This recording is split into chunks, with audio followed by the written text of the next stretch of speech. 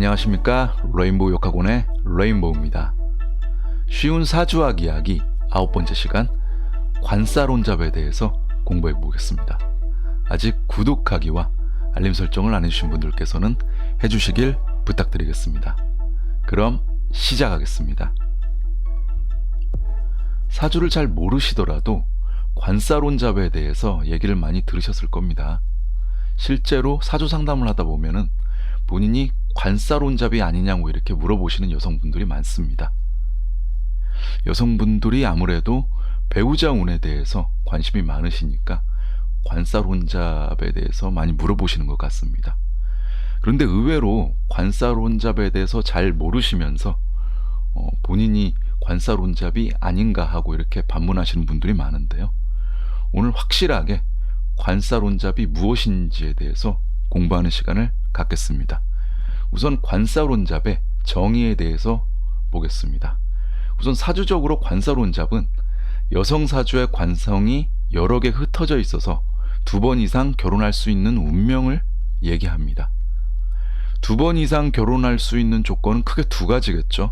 첫 번째는 전 남편과 이혼하고 새로운 남편과 결혼하는 경우가 있고요. 2번째는 사별이겠죠.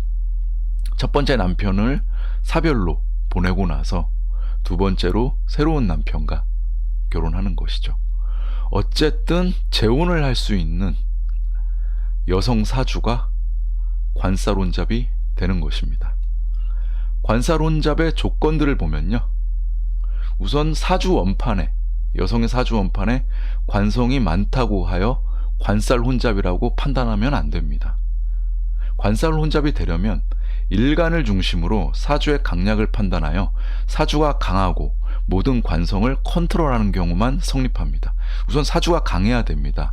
왜냐하면 모든 관성들을 자기가 취하거나 휘어잡을 수 있는 그런 강약이 될 때 관사론잡이 성립하는 것입니다. 우선 사주가 강하고 봐야 되는 것이죠. 그리고 그 관성들이 여러 개 있는데 관성에 힘이 없는 경우에 그때 관사론잡이 성립하는 것이죠.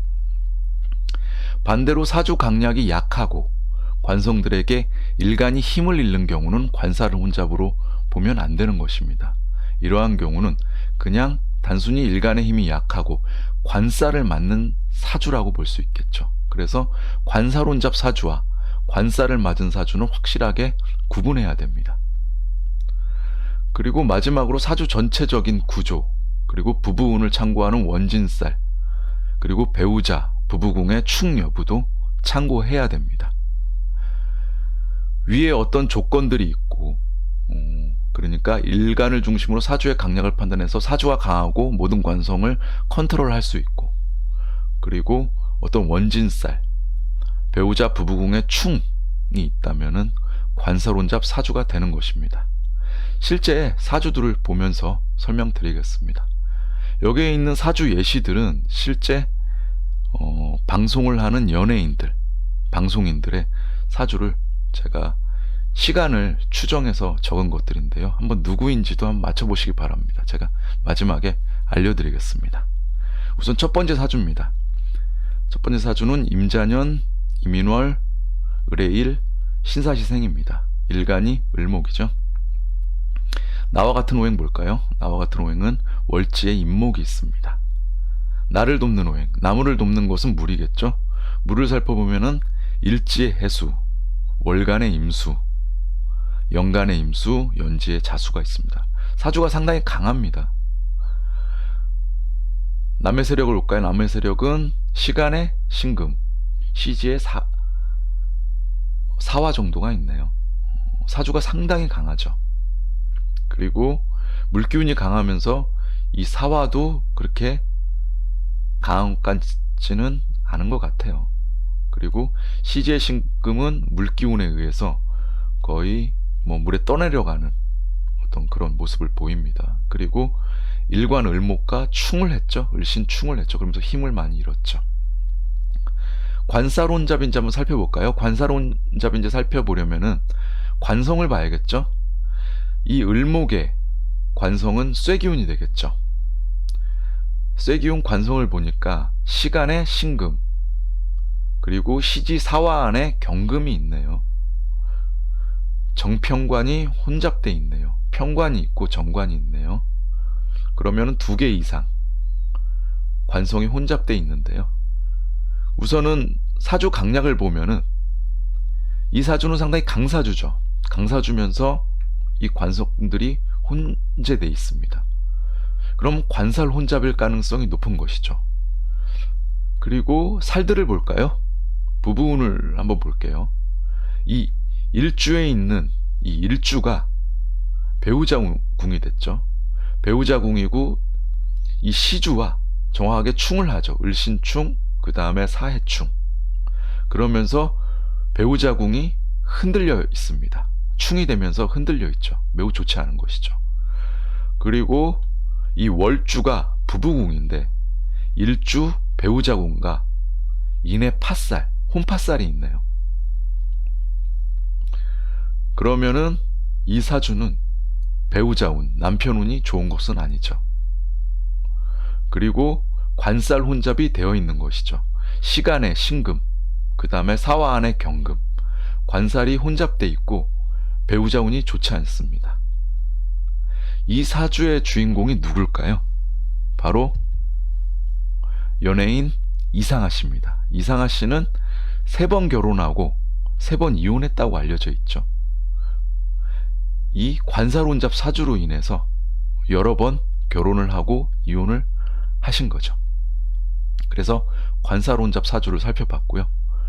2번째 사주 보겠습니다. 2번째 사주는 이민년, 임자월, 병술일, 개사시생입니다. 일간이 병화죠.